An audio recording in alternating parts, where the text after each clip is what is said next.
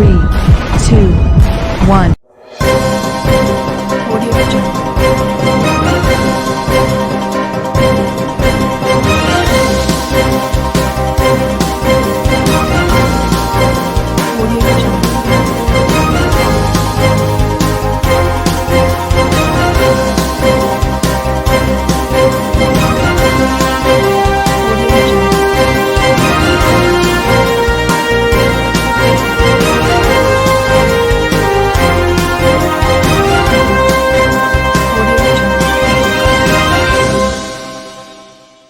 नमस्कार, मैं हूं नरेश राघानी और आप देख रहे हैं हॉराइजन न्यूज। अशोकनगर भट्टा कच्ची बस्ती के बाढ़ पीड़ित अनुसूचित जाति के परिवारों ने पट्टा दिलाने की मांग। वार्ड 43 की पार्षद काजल यादव के नेतृत्व में सभी 14 पात्र परिवार मिले जिला कलेक्टर से। अशोकनगर भट्टा कच्ची बस्ती में आज़ादी के पहले से रहने वाले 1910 व 1975 के बाढ़ पीड़ित अनुसूचित जाति के लोगों को प्रशासन शहरों के संघ शिविर में 7 अक्टूबर 2013 को जारी किए गए 14 परिवारों को भूमि का कब्जा दिलवाने व स्टे खत्म करवाने की मांग को लेकर मंगलवार को वार्ड नंबर 43 की पार्षद काजल यादव के नेतृत्व में पात्र 14 परिवारों ने जिला कलेक्टर को ज्ञापन सौंपकर यथाशीघ्र राहत प्रदान करवाने की मांग की है। पार्षद काजल यादव ने बताया कि तत्कालीन जिला कलेक्टर भवानी सिंह देथा ने उस वक्त इन सभी 14 परिवारों को बताया था कि आपको पट्टे मिल चुके हैं, प्राधिकरण इसका जवाब देती रहेगी। तब तक गरीब परिवार अपने स्थान पर कच्चे मकान बनाकर रहें और नियम अनुसार इनके कागज चेक करने के बाद इन परिवारों को वहां बिठाया गया। लेकिन जब उन्होंने अपने कच्चे झोंपड़े बनाकर जीवन व्यतीत करना शुरू किया तो वहां के स्टे लगाने वाले व्यक्तियों ने इनके जीवन को नारकीय बना रखा है।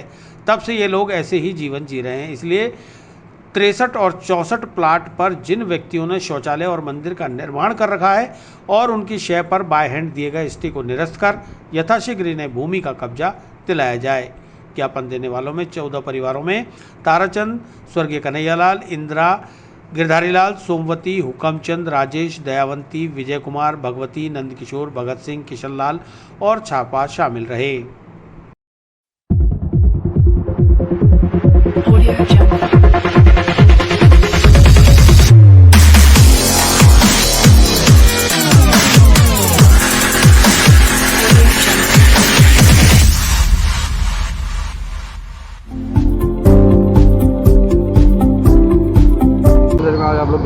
आज हम वार्ड 43 से अशोकनगर भट्टा वासियों के साथ में हम यहाँ पर कलेक्टर महोदय को और एडीए महोदय को ज्ञापन देने आए हैं, लिखित ज्ञापन दिया है।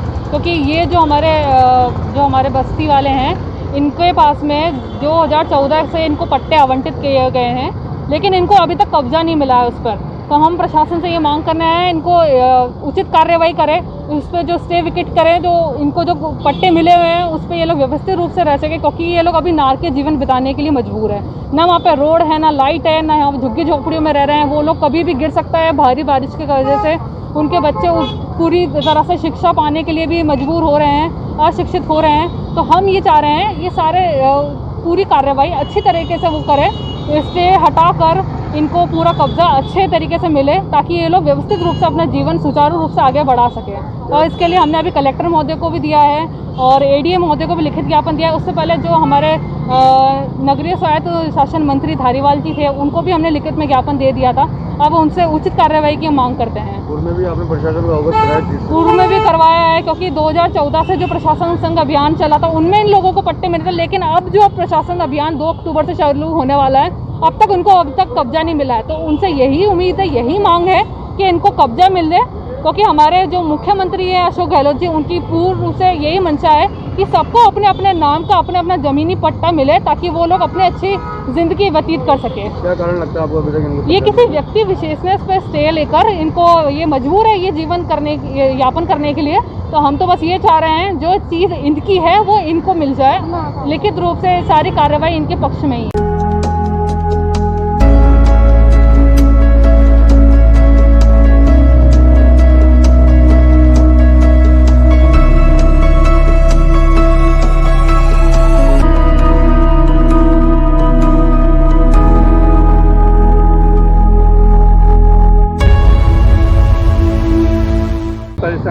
मैं मीडिया के माध्यम से बताना चाहता हूं कि हम बहुत परेशान हो चुके हैं। वर्षों से रह रहे हैं हम यहाँ पे और हमको 2013 में हमको पट्टे मिल चुके हैं और पट्टे मिलने के बाद ही एडीए ने हमें लिखित में भेजा कि लेटर भेजा कि अपने अपने स्तर पर अपने मकान तोड़ ले, और अपने अपने स्तर पर हमने मकान 10 दिवस के अंदर तोड़ने के बाद में हमने मकान तोड़ लिए थे।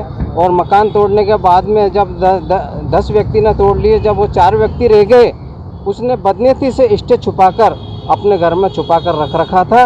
उसने देखा कि जब ये मकान तोड़ेंगे, जब उसके बाद हम स्टे लगा देंगे ताकि ये मकान नहीं बना सके, और बदनीयती से छुपा कर रखा। इस व्यक्ति ने श्रीमान ने सिविल न्यायालय से भी जिस प्रकार से बदनीयती से सही तथ्य को ये क्लियर लिखा हुआ कि श्रीमान ने न्यायालय से के बदनीयती से भी सही तथ्य को छुपा कर रखा इस व्यक्ति ने।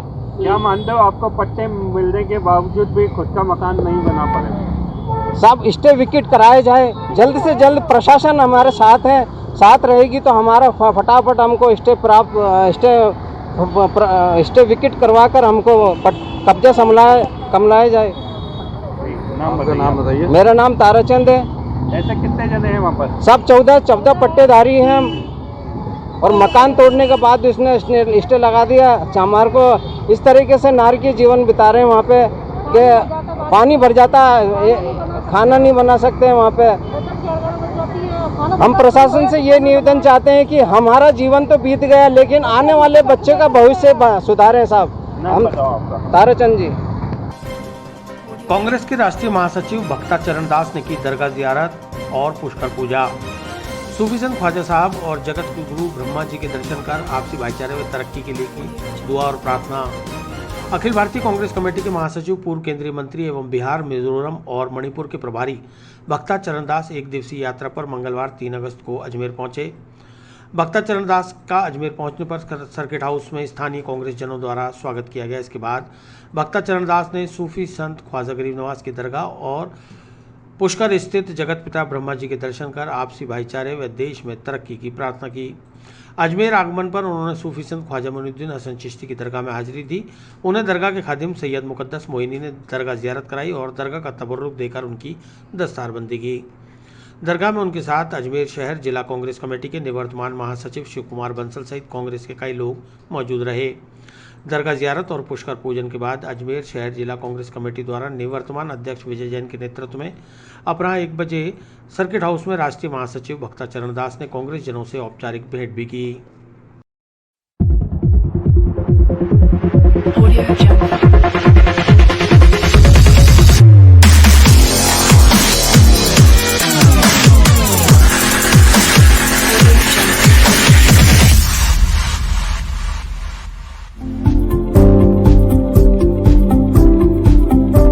आज अजमेर का दरगाह का दर्शन करने हम आए हैं।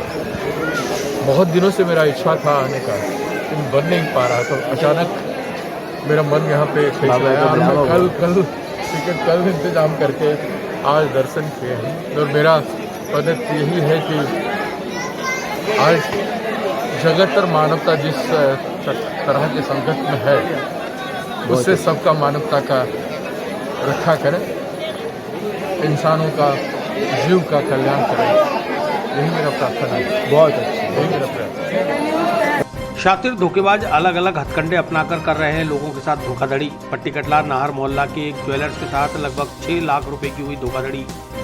शातिर धोखेबाज अलग अलग तरह के हथकंडे अपनाकर लोगों को कहीं ठगी का शिकार बना रहे हैं तो कहीं धोखा देकर लाखों रुपए का चूना लगा रहे हैं। ऐसा ही एक मामला सोमवार को गंज थाने में दर्ज हुआ। सोमवार को पट्टी कटला नाहर मोहल्ला में ज्वेलर्स का व्यापार करने वाले परिवादी जितेंद्र सोनी ने गंज थाने पर प्रस्तुत होकर एक रिपोर्ट दर्ज कराई, जिसमें बताया गया कि 16 जून को उत्तर प्रदेश मुरादाबाद के रहने वाले अजीत ने फोन पर उनसे 5 किलो चांदी के घुंघरू बनवाने का ऑर्डर दिया था, जो दूसरे दिन उन्होंने बनाकर दे दिए। इसके बाद 23 जुलाई को अजीत ने फिर से फोन पर 17 किलो चांदी के घुंघरू बनवाने का ऑर्डर दिया। बदले में अजीत 17 किलो की चांदी की एक सिल्ली देकर गया और 17 किलो घुंघरू लेकर चला गया।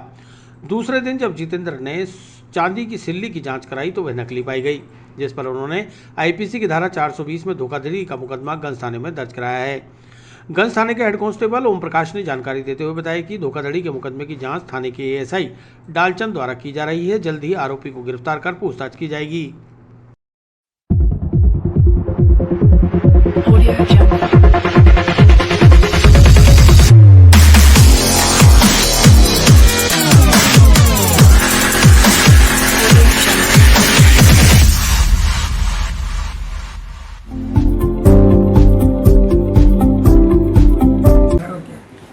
कल दिनांक को जितेंद्र परिवादी हैं, जितेंद्र सोनी, पट्टी कटला अजमेर के रहने वाले हैं। उन्होंने एक रिपोर्ट दी। उन्होंने बताया कि 16 जून को एक अजीत नाम का व्यक्ति है जो मुरादाबाद यूपी का रहने वाला, उसका फ़ोन आया। उसने बताया कि मुझे 5 किलो चांदी के घुंघरू बनाने हैं। तो वो दूसरे दिन डिलीवरी ले गया। उसके बाद सेकंड बार उसका फ़ोन आया 23 जुलाई को कि मुझे 17 किलो चांदी के घुंघरू बनाए। तो जिस पर जितेंद्र जी हैं व्यापारी, उन्हें 17 किलो के घुंघरू बना के उसको दिए। बदले में वो 17 किलो की एक नकली चांदी की सिल्ली दे के गया। उसकी उन्होंने उस रात को जांच नहीं कराई, दूसरे दिन जांच कराई तो वो नकली पाई गई, जिस पर उनके साथ 420 हुई है, धोखाधड़ी हुई है, जिसका मुकदमा दर्ज करके डालचंद ASI साहब द्वारा अनुसंधान किया जा रहा है। आरोपी कहाँ का रहने वाला है? आरोपी मुरादाबाद यूपी का बताया है। जो घटना हुई है वो कौन है? वो अजमेर के हैं, पट्टी कटला के रहने वाले हैं। जितेंद्र जी हैं, सोनी सुनार का काम करते हैं। इनकी नहर मोहल्ले में दुकान है। लगभग कितने का माल है टोटल? 17 किलो चांदी है। ये करीब 5-6 लाख का माल हो। नशे में लिप्त युवक को खुलेआम चोरी का सामान बेचते लोगों ने पकड़ा। दरगाह बाजार आगरा गेट से बजरंगगढ़ सर्किल तक खानाबदोश मचा रहे हैं आतंक। शहर के सबसे व्यस्त दरगाह बाजार इलाके से फवारा सर्किल होते हुए बजरंगगढ़ तक खानाबदोशों की अनैतिक गतिविधियों से शहरवासी परेशान हैं। इन क्षेत्रों में खानाबदोश युवक और युवतियां इधर से उधर नशे में आवारागर्दी करते रहते हैं। नशे में लिप्त ये खानाबदोश छोटी मोटी चोरियां भी करते हैं। ऐसा ही एक मामला सोमवार को प्रकाश में आया जब एक युवक हेलमेट और जूते चोरी करके क्षेत्र में बेचता हुआ पकड़ा गया। युवक से पूछताछ करने पर उसने बताया कि वह दरगाह क्षेत्र में रहता है और उसे पैसों की ज़रूरत है, इसलिए वह हेलमेट और जूते बेच रहा है, जबकि साफ तौर से दिख रहा था कि वह हेलमेट और जूते उसके नहीं थे, वह चुराए गए थे। युवक खुद नशे में चूर था। युवक को चोरी का सामान बेचते पकड़ने वाले समाजसेवी मुकेश सबलानिया ने बताया कि फवारा सर्किल से लेकर बजरंगगढ़ चौराहे तक खानाबदोशों की बड़ी संख्या में आवाजाही रहती है और ये लोग नशे में आपस में लड़ते झगड़ते रहते हैं, जिससे ट्रैफिक भी बाधित होता है। साथ ही वाहन चालकों को भी भारी परेशानियों का सामना करना पड़ता है।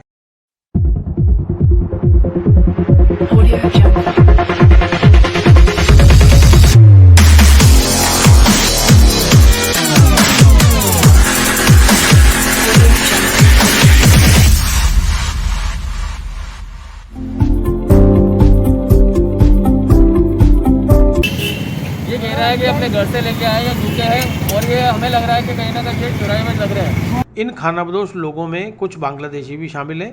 अजमेर स्मार्ट सिटी की छवि को खराब कर रहे हैं। उल्लेखनीय है कि फव्वारा चौराहे से गंज बजरंगगढ़ चौराहे तक अजमेर के बाहर से प्रतिदिन हजारों जायरीन और सैलानियों का आना जाना लगा रहता है। इस क्षेत्र में खानाबदोशों के आपसी झगड़े से जायरीनों को भी परेशानी होती है। मुकेश सबलानिया ने जिला प्रशासन से आग्रह किया है कि इन खानाबदोशों को अजमेर से खदेड़ा जाए ताकि अजमेर जिला प्रशासन को स्मार्ट सिटी बनाने की जो मंशा है वह पूरी हो सके।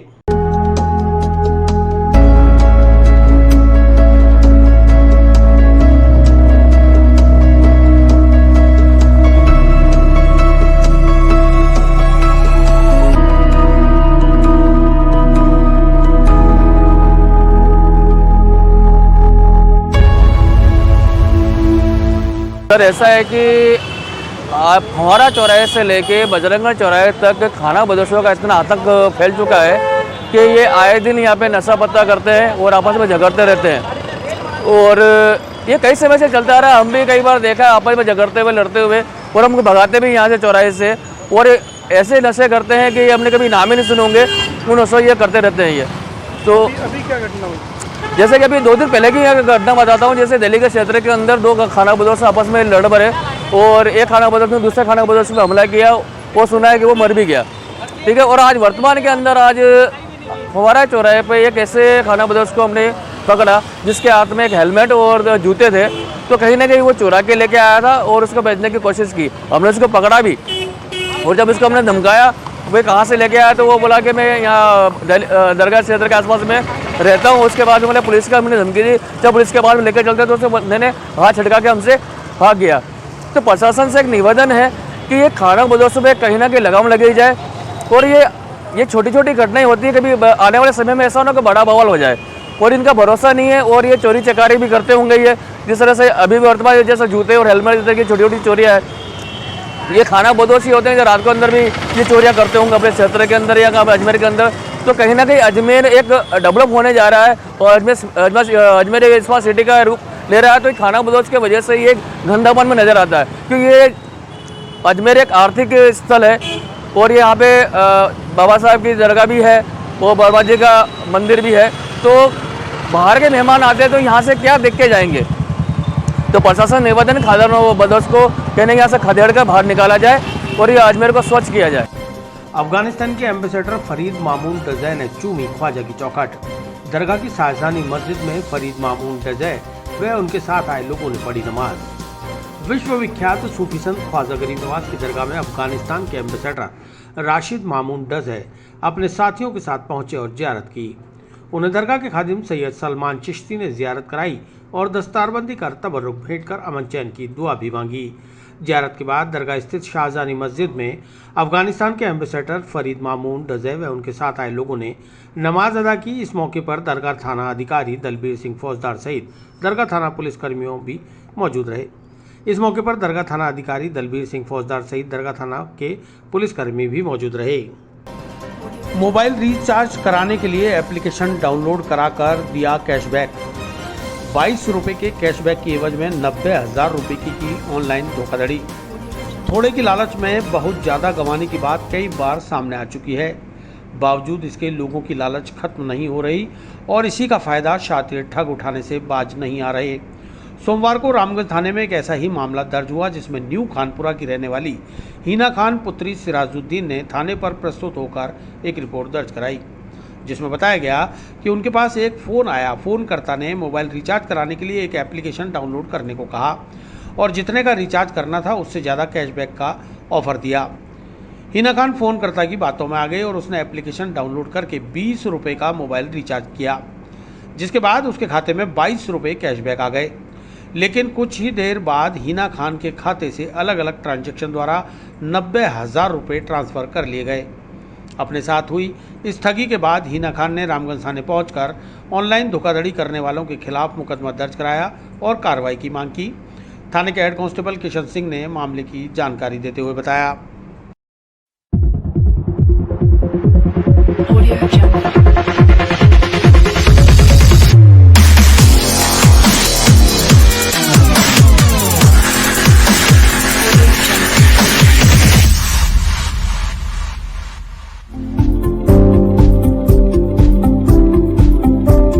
कल दिनांक 2/8/2021 को हिना खान पुत्री श्री सिराजुद्दीन निवासी न्यू खानपुरा अजमेर ने उपस्थित होकर रिपोर्ट दी कि मेरे फ़ोन पर एक फ़ोन आया कि ये एप्लीकेशन डाउनलोड करो, जिस पर मैंने वो एप्लीकेशन डाउनलोड की मोबाइल रिचार्ज करने के संबंध में और 20 रुपये का रिचार्ज किया।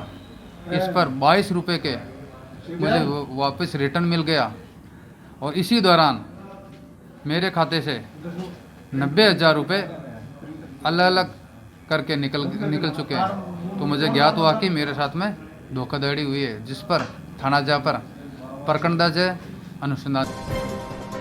अखिल भारतीय कांग्रेस कमेटी के महासचिव पूर्व केंद्रीय मंत्री बिहार, मिजोरम एवं मणिपुर के प्रभारी भक्ता चरणदास का अजमेर शहर कांग्रेस द्वारा भव्य स्वागत। भक्ता चरणदास ने पत्रकार वार्ता में मोदी सरकार पर लगाए कई आरोप। अखिल भारतीय कांग्रेस कमेटी के महासचिव पूर्व केंद्रीय मंत्री बिहार, मिजोरम और मणिपुर के प्रभारी भक्ता चरणदास के एक दिवसीय अजमेर यात्रा पर मंगलवार को सर्किट हाउस पहुंचने पर अजमेर शहर जिला कांग्रेस पार्टी के निवर्तमान जिलाध्यक्ष विजय जैन के नेतृत्व में कांग्रेस पदाधिकारियों ने जोरदार स्वागत किया। उन्होंने 21 किलो फूलों से निर्मित माला पहनाई और संगठन को लेकर विचार विमर्श किया। इस दौरान निवर्तमान कांग्रेस शहर अध्यक्ष विजय जैन, निवर्तमान महासचिव शिव कुमार बंसल, अमोलक सिंह छाबड़ा, शैलेंद्र अग्रवाल, मुकेश सबलानी आदि कई पदाधिकारी और कार्यकर्ता मौजूद रहे।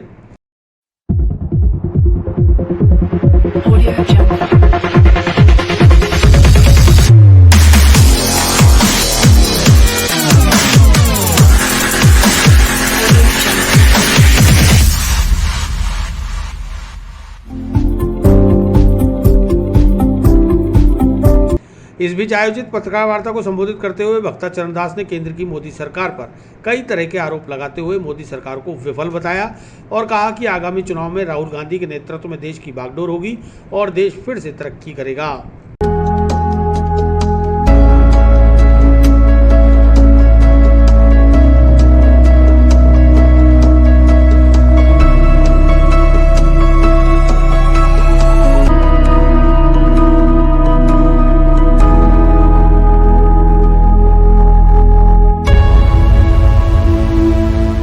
मैं अजमेर और पुष्कर आज बहुत दिनों से आना था, तो आज सौभाग्य मिला, हमने दर्शन किया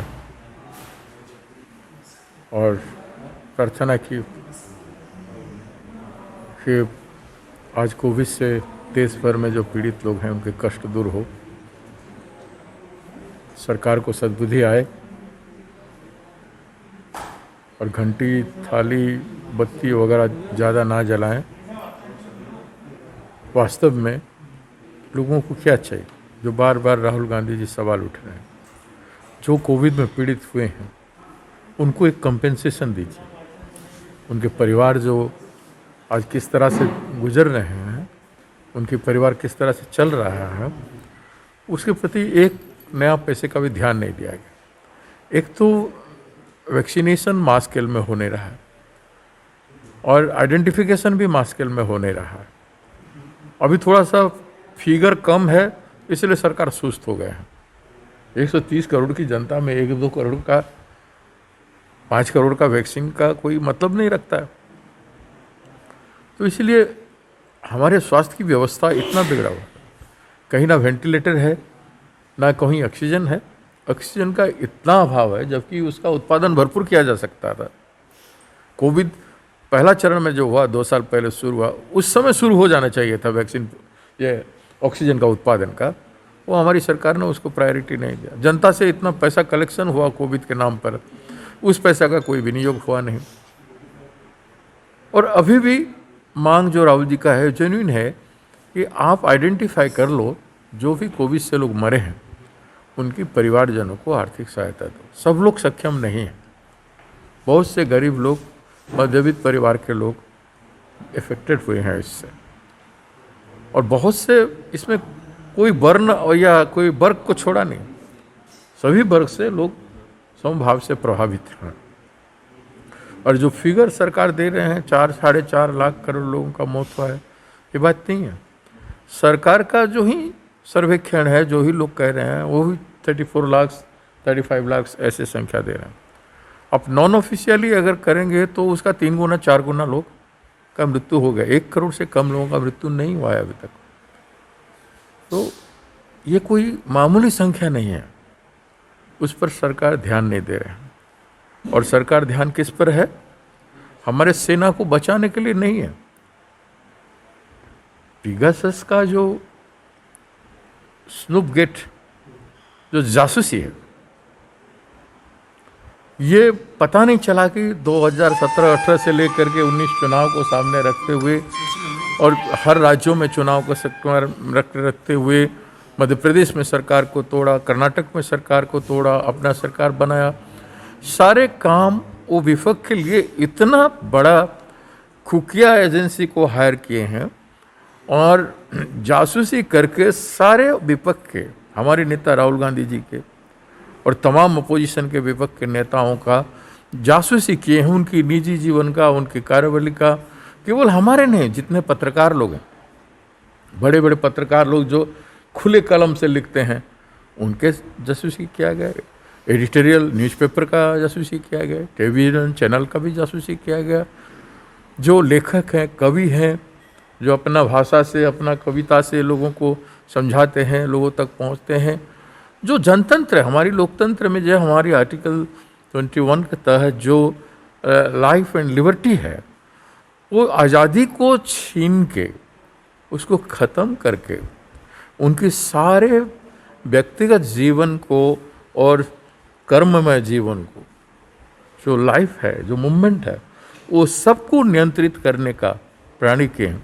अगर इतना ही आपने पिगासस को यूटिलाइज किया तो पुलवामा में हमारे 40 जवानों को बचाने में क्यों नहीं किया? उस समय तो चुनाव से पहले तो पेगासस आ चुका था, एजेंसी आ चुका था, काम कर चुका था। तो सवाल यही उठता है कि हमारे पुलवामा में जो 40 जवान का मौत हुआ, उसमें ये एजेंसी क्या कर रहा था? उनके लिए सरकार क्या जवाब दे सकता है कि उसमें इस एजेंसी का काम करना चाहिए कि नहीं?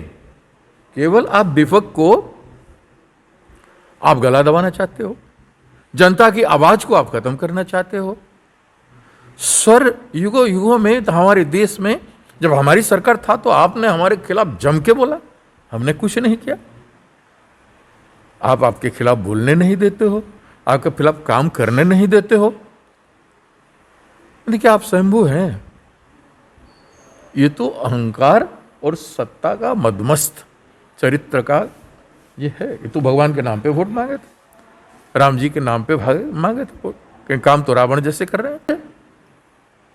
आज सवाल उठता है, लोगों का मतलब व्यक्ति और संस्थान और जितने संगठन है जो राष्ट्र के धरोहर रह चुके हैं, राष्ट्र के प्रमुख मुखपात्र रह चुके हैं, और जो आज़ादी में आज़ादी सेनानियों का और महान लोगों का जो व्यक्तित्व रहा है, उस तरह के जितने भी व्यक्तित्व है और संस्थान है, उस सारे को ख़त्म करने में ये सरकार लगा हुआ है। जो आज की ये विश्व में, ग्लोबलाइज वर्ल्ड में, ये कितना अपराध है आप सोच लीजिए। जहाँ विश्व उन्मुक्त हो रहा है, हम सबको संकुचित हमारे देश में कर रहे हैं। आपका क्या कर्म जनता जानना चाहिए, आप किस तरह के व्यक्ति को, यहाँ तक आप क्या खाते हो, कहाँ सोते हो, क्या करते हो, आपका संबंध किसके साथ है, और सारा चीज खुल के आना चाहिए इस देश में, इस मुल्क में, इस विश्व में। तब ना जनता उसके बारे में समझेंगे कि हाँ, ये व्यक्ति ठीक साधारण जीवन जी रहा है, अच्छा जी रहा है, क्या जी रहा है। तो ये पूरा लोकतंत्र का गला दबा है, और ये सबसे बड़ी, इसको जनता समझना चाहिए। हमारा ये सरकार तो सुन नहीं रहा है। बार बार राहुल गांधी जी जवाब मांग रहे हैं, चाहे कोविड के सवाल पे हो, चाहे बॉर्डर के सवाल पे हो, चाहे पेगासस के इस एजेंसी का, खुफिया एजेंसी का स्नूपगेट सवाल पे हो, जितने सब, चाहे राफेल के बारे में जो उठा हुआ है, इस सब सवालों का एक भी जवाब देते नहीं प्रधानमंत्री, मुंह खोल के बोलते नहीं है। किसानों के संदर्भ में इतनी सवाल उठाए राहुल जी, उनके भी कोई जवाब देते नहीं है। और कुछ नहीं देते हैं तो किस बात का सरकार हो? और जनता में ये उत्साह और ये सवाल खड़ा होना चाहिए कि क्या हैं ये लोग जवाब देना चाहिए कि नहीं, मुंह खोलना चाहिए कि नहीं। मन की बात तो अपना बताते रहते हैं, लेकिन जनता की मन की बात का सवाल का जवाब तो देने की आवश्यकता है। जो नहीं दे रहे हैं, ये अच्छी बात नहीं है, इसका हम विरोध करते हैं। और ये सत्ता का, प्रशासन प्रणाली का विपरीत व्यवहार कर रहे हैं। ऐसा हमारे देश में कभी व्यवहार इस तरह से हुआ ही नहीं है जो कर रहे हैं, और उसके सही जवाब जनता आने वाले दिनों में जरूर देगी। अखिल भारतीय कांग्रेस कमेटी के महासचिव, पूर्व केंद्रीय मंत्री, बिहार, मिजोरम एवं मणिपुर के प्रभारी भक्ता चरणदास की पुष्कर यात्रा। जगत पिता ब्रह्मा जी के दर्शन कर परिवार सहित की सरोवर की पूजा अर्चना। अखिल भारतीय कांग्रेस कमेटी के महासचिव, पूर्व केंद्रीय मंत्री, बिहार, मिजोरम एवं मणिपुर के प्रभारी भक्ता चरणदास ने ब्रह्मा मंदिर के दर्शन के बाद पत्रकारों से बात करते हुए राज्य की वर्तमान स्थिति पर चर्चा की। भक्ता चरणदास ने प्रदेश कांग्रेस सत्ता में हो रही हलचल को लेकर प्रतिक्रिया व्यक्त करते हुए कहा कि ऐसा सभी राज्यों में, सभी पार्टियों में चलता रहता है। जब उनसे पूछा गया कि राजस्थान में सत्ता परिवर्तन के संकेत हैं तो उन्होंने मना कर दिया। उनका कहना था कि वर्तमान में गहलोत सरकार अच्छा और कल्याणकारी काम कर रही है, परिवर्तन नियम भी है और जब उचित समय आएगा ये भी होगा।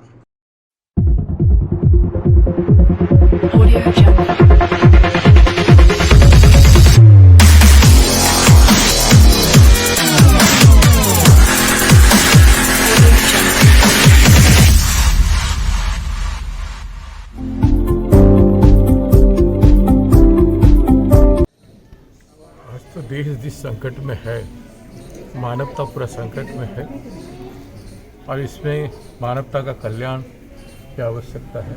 इसलिए हमने बहुत साल बाद आया, प्रार्थना करे ईश्वर से, और हम अजमेर शरीफ भी गए थे, वहीं भी दर्शन हुआ। हम चाहते हैं जो लोग मानवता के लिए काम कर रहे हैं, मानवता का सुरक्षा कर रहे हैं, मानवता के प्रति मानवता का सवाल को लेकर लड़ाई लड़ रहे हैं। वैसे सच्चे लोगों का, सच्चे इंसानों का मानवता के सेवा के लिए उनको शक्ति मिले और आगे मानवता सुंदर हो, यही प्रार्थना है। होता ही ऐसा चीज़ है जो हर राज्य में, हर पार्टी में, हर सरकार में हलचली मस्ती रहती है, ये कोई नई बात नहीं है। कुछ सत्ता परिवर्तन के संकेत है राजस्थान में? नहीं, जो है मजबूती से है और परिवर्तन एक नियम भी है, लेकिन आज अशोक गहलोत जी यहाँ पर एकदम मजबूत स्थिति में सरकार का लोकप्रिय मुख्यमंत्री हैं। उन्होंने पहले भी जो था, जो कल्याणकारी कार्यक्रम किया था, आज भी कर रहे हैं वो। और जब समय आएगा, जब उचित समय समझेंगे, उस समय एक के बाद एक तो होता रहता है, लेकिन आज वो मजबूती में है और जनता को राजस्थान में उनका ज़रूरत है। आरोप कहेंगे इस बारे में? नहीं, जनता का काम जरूर हो रहा है और होता रहेगा।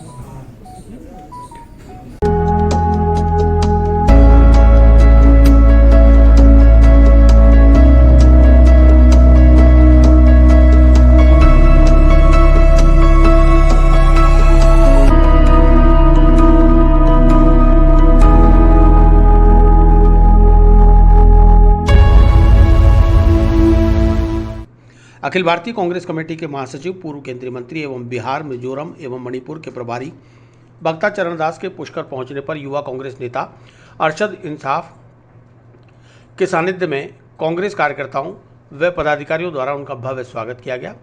उन्होंने जगतपिता ब्रह्मा मंदिर के दर्शन किए। मंदिर दर्शन के बाद पवित्र पुष्कर की पूजा अर्चना की। इस दौरान पुष्कर के वरिष्ठ कांग्रेस नेता, पदाधिकारी व कार्यकर्ता मौजूद रहे। धार्मिक नगरी पुष्कर में फिर हुई चोरों की एंट्री। बैंक से पैसे विड्रॉल कर निकल रही वृद्धा के बैग से निकाले 30,000 रुपए। सीसीटीवी में कैद हुई वारदात। धार्मिक नगरी पुष्कर में महिला चोरों की एंट्री शुरू हो गई है। सोमवार को दिन दहाड़े मुख्य बाजार में दो शातिर संदिग्ध महिलाओं ने मिष्ठान की दुकान से एक वृद्ध महिला के बैग से करीब 30,000 रुपए चोरी कर लिए। दोनों संदिग्ध महिलाएं सीसीटीवी में कैद हो गई। सूचना मिलते ही पुलिस भी मौके पर पहुंच गई और सीसीटीवी फुटेज के आधार पर दोनों शातिर महिलाओं की तलाश शुरू कर दी। जानकारी के अनुसार दोनों शातिर महिला चोरों ने चोरी से पहले वृद्ध महिला की बारीकी से रेकी की। वृद्ध महिला मुख्य बाजार स्थित SBI बैंक की शाखा से नकदी निकालकर लाई थी तथा दोनों शातिर महिला वृद्ध महिला की रेकी कर रही थी। इसके बाद जैसे ही महिला सामने मिष्ठान की दुकान पर मिठाई खरीदने लगी, इस दौरान शातिर महिलाओं ने बैग में चीरा लगाकर शातिराना अंदाज में चोरी की वारदात को अंजाम दिया। जब तक बुजुर्ग महिला को चोरी का आभास होता, दोनों शातिर मौके से गायब हो चुकी थी। फिलहाल पुलिस ने बुजुर्ग महिला की शिकायत पर मामला दर्ज कर मामले की तफ्तीश शुरू कर दी है।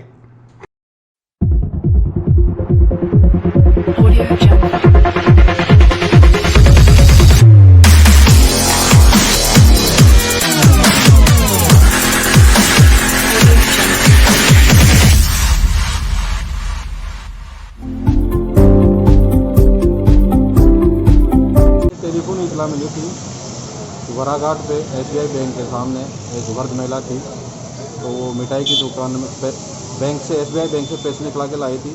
मिठाई की दुकान में मिठाई खरीदने गई थी। दो महिलाएं पीछे से आई और उनके बैग में से 30,000 रुपये छीन के ले गई। उसके बाद वृद्ध महिला को बाद में पता चला था, उसकी रिपोर्ट मिली, मुकदमा दर्ज किया, अनुसंधान का विषय।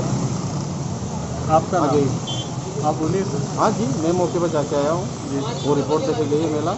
अब उसमें बारिश के दौरान नाग पहाड़ी से बड़ी मात्रा में बहकर पुष्कर सरोवर में पहुंचे सांप। पुलिस मित्र टीम ने दिन रात अभियान चलाकर 57 सांपों को किया सरोवर से रेस्क्यू।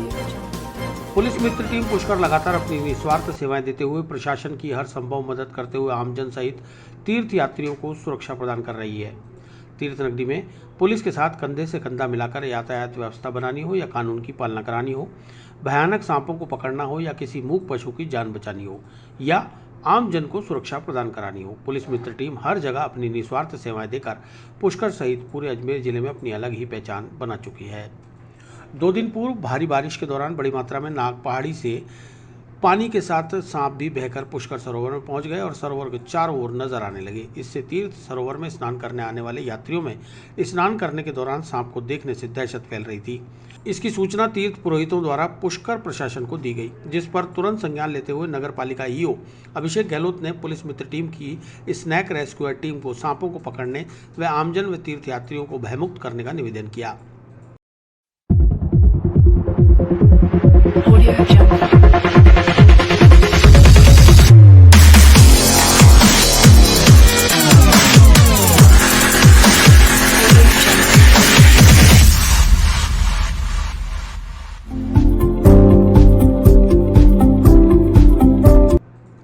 पुष्कर थाना अधिकारी राजेश मीणा के निर्देशन में घाटों पर पुलिस मित्र टीम इंचार्ज अमित भट्ट के नेतृत्व में स्नैक रेस्क्यूअर्स राजेंद्र बच्चानी, नरेंद्र पाठक, सांवरा शर्मा, दिनेश चावला, नरेंद्र, सुनील बाकोलिया, मदन नायक, मनीष कुमावत, जयप्रकाश कुमावत व युवराज सैनी की प्रशिक्षित टीम को घाटों पर भेजा गया।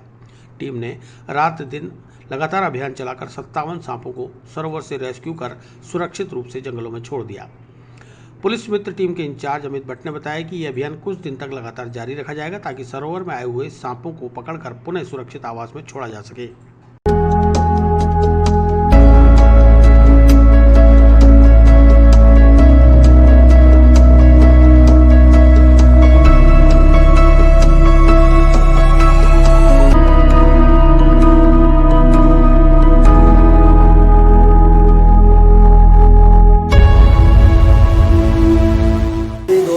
बारिश के कारण जो सरोवर में जल आया उसमें कई सर्प वगैरह आए थे, तो ईओ सर हैं अपने नगर पालिका के, उन्होंने पुलिस मित्र टीम से संपर्क किया कि ये जो सांप वगैरह आए हैं इनको आप लोग रेस्क्यू करके बाहर निकालें, जिससे जो यात्री वगैरह आते हैं उनकी जान माल को नुकसान ना हो और उनकी रक्षा हो सके। तो टीम पुलिस मित्र ने कल दोपहर और कल दिन में और रात को सर्पों का रेस्क्यू किया, जिसमें करीब 57 सांप हमने पानी में से निकाल के सुरक्षित वन्य अधिकारियों के निर्देशन में जंगल में सुरक्षित रूप से छोड़ दिया। पीसीसी उपाध्यक्ष नसीम अख्तर द्वारा लगाए गए आरोपों को सिरे से खारिज किया विधायक सुरेश सिंह रावत ने। झूठ की जुबानी पुष्कर की जनता को गुमराह और दुष्प्रचार करने का लगाया आरोप। पुष्कर विधायक एवं पूर्व संसदीय सचिव सुरेश सिंह रावत ने पूर्व शिक्षा राज्य मंत्री व पीसीसी उपाध्यक्ष नसीम अख्तर की प्रेस वार्ता पर आरोपों को सिरे से खारिज कर दिया। सोमवार को प्रेस वार्ता कर विधायक रावत ने कटाक्ष करते हुए कहा कि झूठ की जुबानी औजार से विकास की सच्चाई नहीं झुठलाई जा सकती। रावत ने आरोप लगाते हुए कहा कि कांग्रेस सत्ता परिवर्तन के साथ ही प्रशासन को दबाकर, धमकाकर और प्रशासनिक मशीनरी का बेजा दुरुपयोग कर स्वीकृत कराए गए विकास कार्यों को अटकाने या बेतरतीब ढंग से कराने का कार्य कर रही है।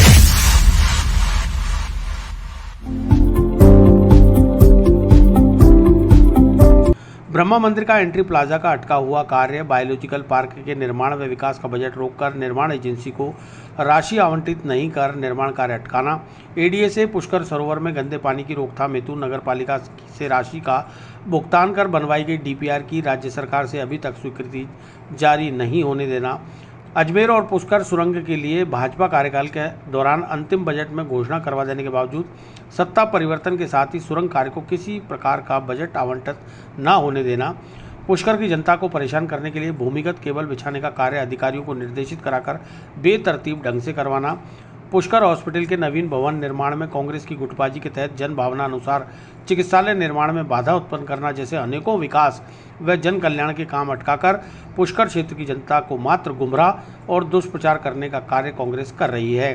प्रेस वार्ता के दौरान पालिका अध्यक्ष कमल पाठक, उपाध्यक्ष शिव स्वरूप महर्षि, मंडल अध्यक्ष पुष्कर नारायण भाटी, पार्षद रोहन बकोलिया, कमल रामावत, विष्णु सैन, कैलाश छिपा, मुकेश, मीडिया प्रभारी मोहित पाराशर आदि मौजूद रहे।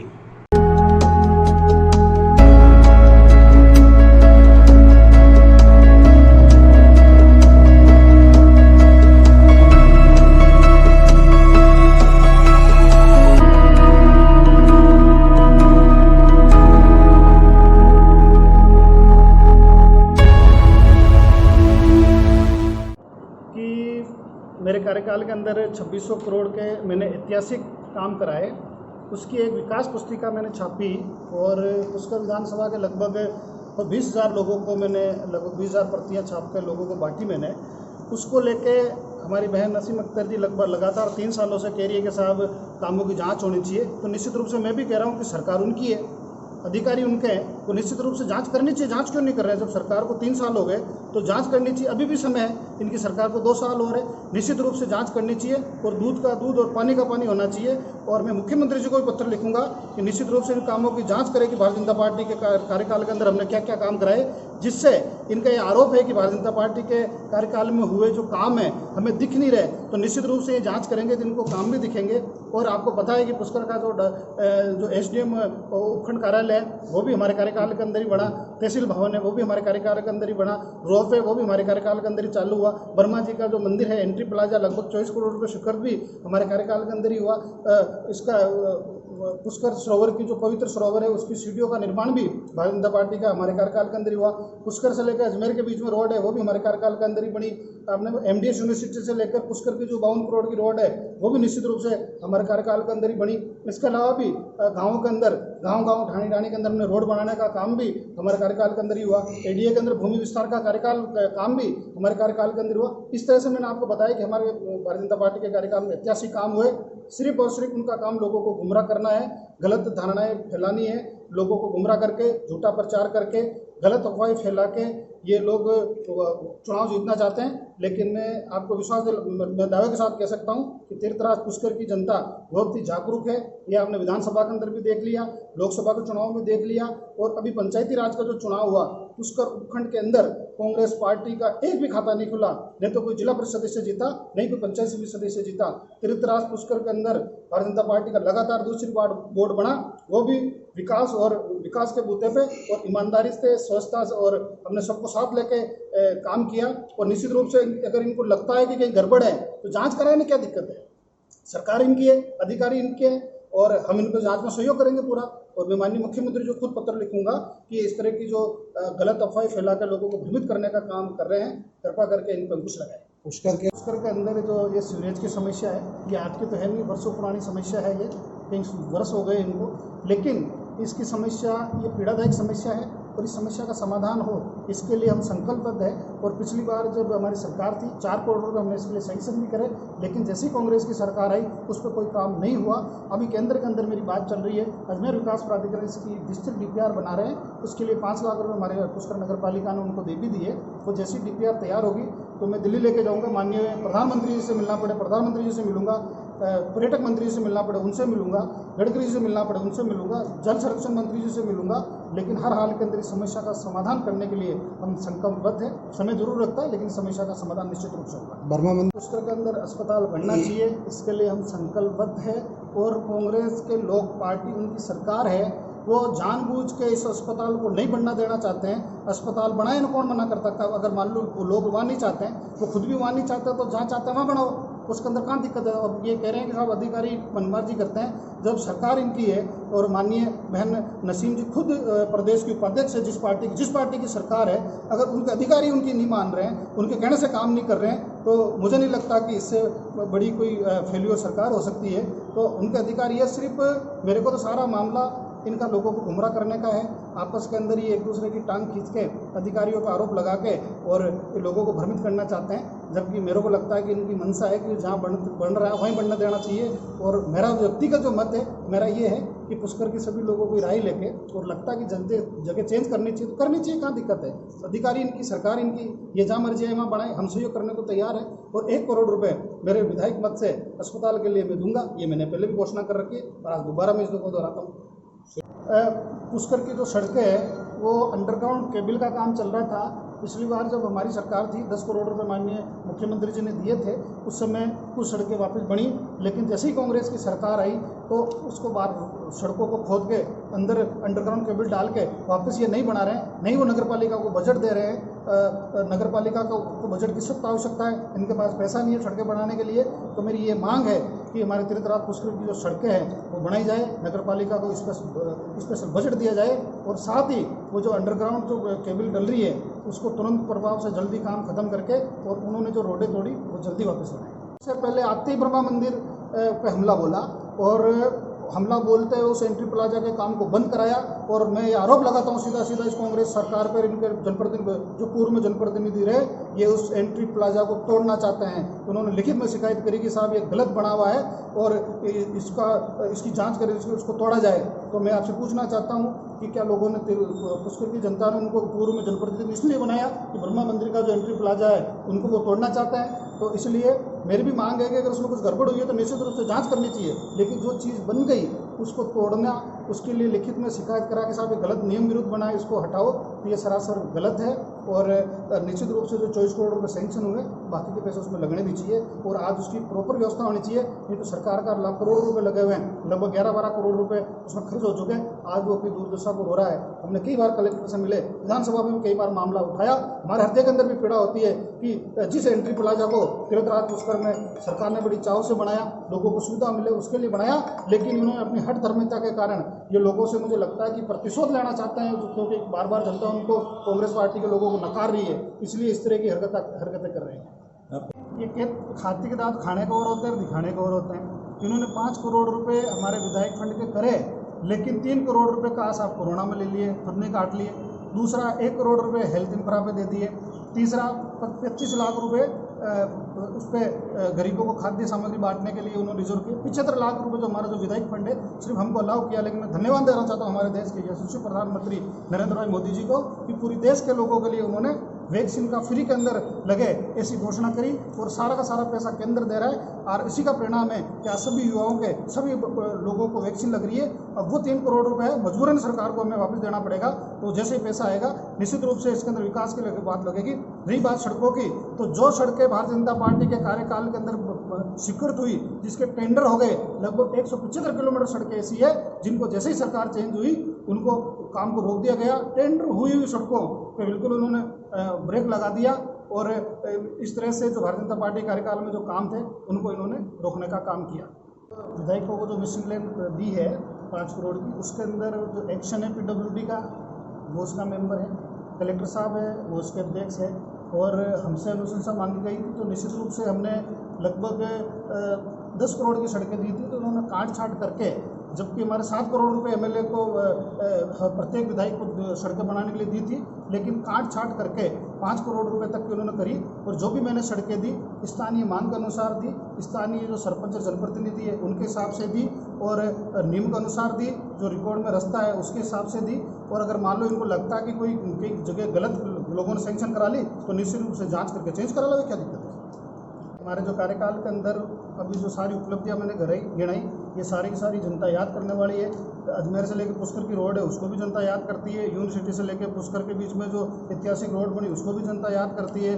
अपना रोपवे अभी चालू हो रहा है उसको भी जनता याद करती है। एंट्री प्लाजा जो बना उसको भी जनता निश्चित रूप से याद करेगी। और ऐतिहासिक काम जो हमारे अंदर मन की जो इच्छा है कि तीर्थराज पुष्कर के अंदर जो गंदा पानी जा रहा है उसके रोकथाम के लिए केंद्र पैसा दे, तो निश्चित रूप से हम पैसा लेकर आएंगे और वो एक लोगों को फ़ायदा मिलेगा और हम सबको एक संतुष्टि मिलेगी कि हमने एक अच्छा काम किया। मैंने पहले भी कहा कि कहने से कुछ नहीं होता, जुबानी बातें करने से काम करना पड़ता है।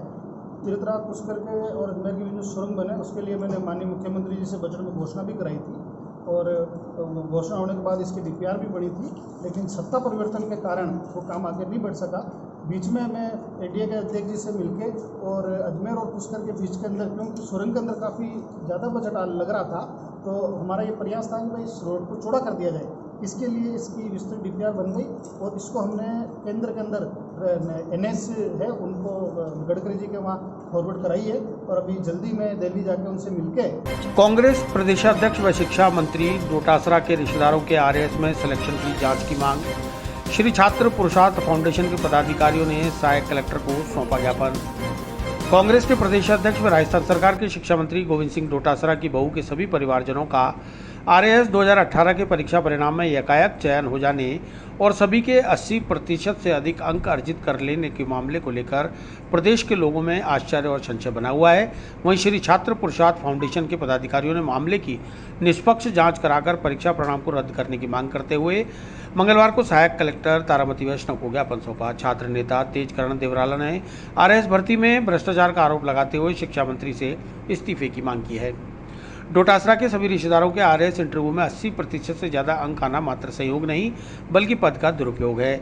इसलिए इसकी निष्पक्ष जांच होनी चाहिए और जब तक जांच हो उन्हें अपने पद से मुक्त किया जाना चाहिए।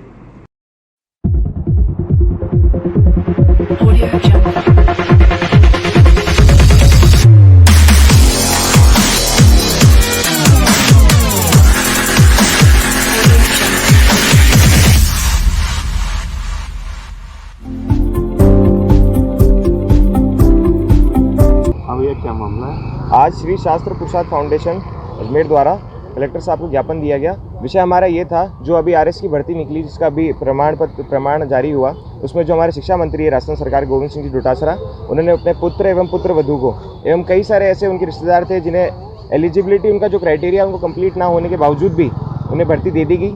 एवं अभी कुछ ही दिनों पहले एक मुद्दा उठा है कि 20 लाख का जो दलाली करता हुआ एक इंसान पकड़ा गया साक्षात्कार के कारण।